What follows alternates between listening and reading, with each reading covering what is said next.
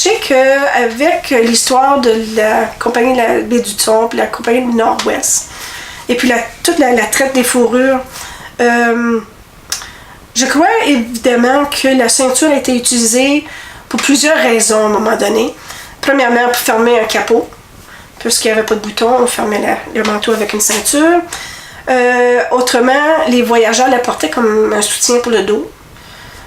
Par après, il y en a qui la portaient par apparat de style, parce que la ceinture n'a pas toujours commencé dans le style de chevron, de style fléché. La première ceinture a été fabriquée comme un chevron, c'est qu'un V. Et puis, comme style de modèle de mode. Ça, c'est le chevron. Ça, c'est un double V. Puis, si c'était juste une parcelle, ce serait le chevron même. Ça, c'était les premières ceintures. On sait que au Japon, au 8e siècle, le chevron existait déjà. Donc, 8 siècles, c'est assez dire, là. Avec le temps, la ceinture même avait changé. Et puis, elle est devenue la ceinture fléchée qu'on connaît aujourd'hui d'après 1850. 1845-1850, c'était là où la ceinture qu'on connaît d'aujourd'hui fut d'Adam, fut formée. Par avant, on avait des ceintures de plusieurs. On disait une ceinture colorée, une ceinture rouge, scarlett. C'était pas vraiment la ceinture qu'on connaissait. Elle avait comme évidemment évolué avec le temps.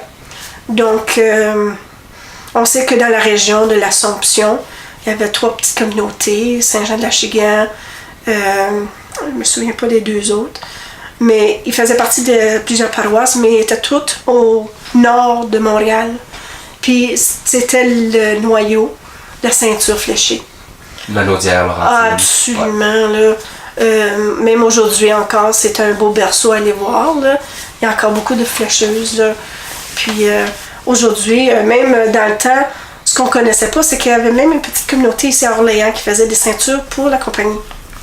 On n'en parle pas beaucoup. La compagnie de la baie du Thon? La compagnie de la baie du Thon, parce que l'amalgamation en 1821, c'est devenu juste la compagnie de la baie du Thon.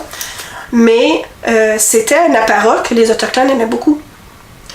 Donc, si je dirais une évolution, ce serait le chevron.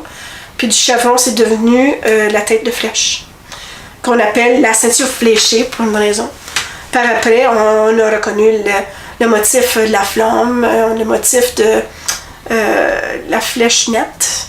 Donc, avec tout ça, cette évolution-là a donné les différents motifs.